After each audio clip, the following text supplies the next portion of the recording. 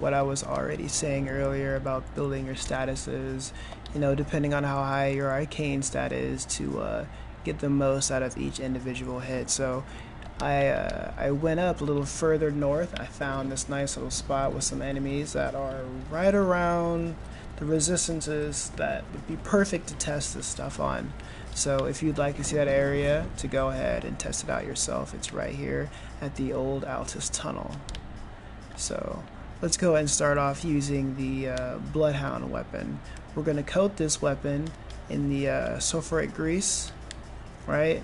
And we're going to count how many hits it takes to sleep. So this guy, that guy's not relevant. We're not going to worry about him. So let's start us off now. 1, 2. Took 2 hits.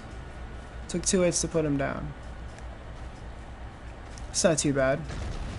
2 hits to put the enemy to sleep. 2,000 crit.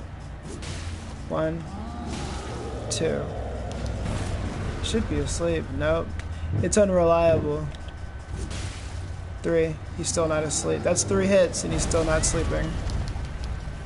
Definitely not worth it. So we're gonna kill him. So there's another giant down the road here. We're gonna focus him next. We're going to reapply the sulfuric grease and count how many hits it takes to put this giant to sleep. Yep. That's 1. And he's asleep. That's 1 hit. 1 hit to put this enemy asleep. That's all it took. A lot of enemies won't even survive a single attack. Like this guy, for example. Nah. This guy, we're just going to cut him up. Yeah, we're just going to cut that guy up. We're not going to worry about that guy. Right? So what's interesting is that the critical strike also delegates a amount of status buildup. So while he's asleep with the sulfuric grease still active, we can critical strike him. Get out that not even 2k damage. It's low, yeah. But now, yeah. He went night-night. It's over for that guy. So essentially we could just sit here and indefinitely do this and there's nothing he could do to stop us. The sleep actually works on a bunch of different enemies. Some bosses, a lot of humanoid figures mostly just get staggered. They'll go down, shake it off, get right back up. So it's not really a valuable way to go about things if you're going for PvP, unless you just want to spin, just keep spinning with weapons. Because of course you have ghost hits. You'll dodge a hit, but you'll still get the build. And I'm sure any of you that PvP notices, you could just dodge and dodge and dodge, but you'll still get that bleed stack, that poison stack, or in this case a sleep stack. So at some point, after weaving through all these blows, they will go to sleep and you'll get that small attack of opportunity. So let's go ahead and move on to the critical weapon. Hey, you can actually go back to sleep. Did you build a resistance? There's no need for that. Just go back to sleep. Alright, so he's asleep. Let's talk about how to get the most crit damage out of any attack. Flame Grant Restrength obviously will increase your damage. Determination on one of these daggers for maximum crit output. The Mr. Crutter. I butchered that name, we're not going to talk about it. So both of these together, I think last time I did 1500. So let's see how much damage this does. Yeah, 2,300. Pretty nice damage.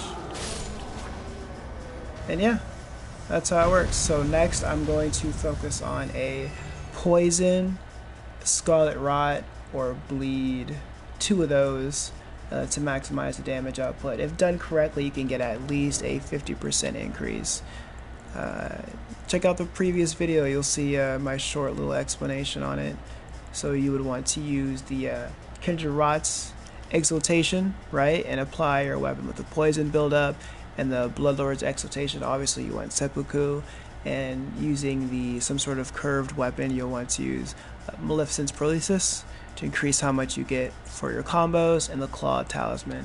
If I had to guess, I'd say within 2 swings you're doing around maybe 5,000 damage. That's 5,000 damage in 2 jump attacks, right? So by the time they've procced, you already maximized your damage. So if you're PvPing in this case, within one jump attack or one just, you know, run L1 or R1, your enemy's been slaughtered at that point. And honestly, only mages are going to be around to stop you. But depending on your level, yeah, it doesn't really matter what anyone uses, because you'll be able to avoid it, or you'll be able to cast something. Like you've got your absorption spells, the defense one, which I actually don't have, or the Eternal Darkness to absorb whatever, which doesn't absorb like lightning. Some of the cannon fire spells. I'm not sure if it works on Ranni's Dark Moon. We'll talk about that. I'll test out Ranni's Dark Moon against it at some point and see if that works. But yeah, thanks for watching. Go ahead and test this out yourself. See what takes and what doesn't. Remember, the higher the arcane scaling on any weapon, the higher stack you will get for any sort of build-up. That's bleed, that's sleep, that's poison, scarlet rot. I'm not sure there are any scarlet rot. Yeah, there are a couple of scarlet rot weapons.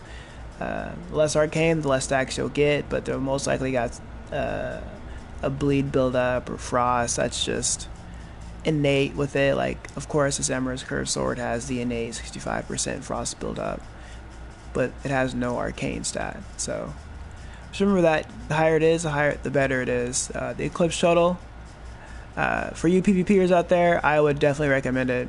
That death damage is ridiculous. Don't even upgrade it, because by the time you max out the death stat, your enemy will just die. So, yep. Alright, thanks for watching, guys. Have a great day. And remember, like, subscribe, write a comment, let me know if there's anything else you want to talk about, any questions, Q&A, or give me some information. We'll put it on here and we'll talk about it. Alright, I'm out.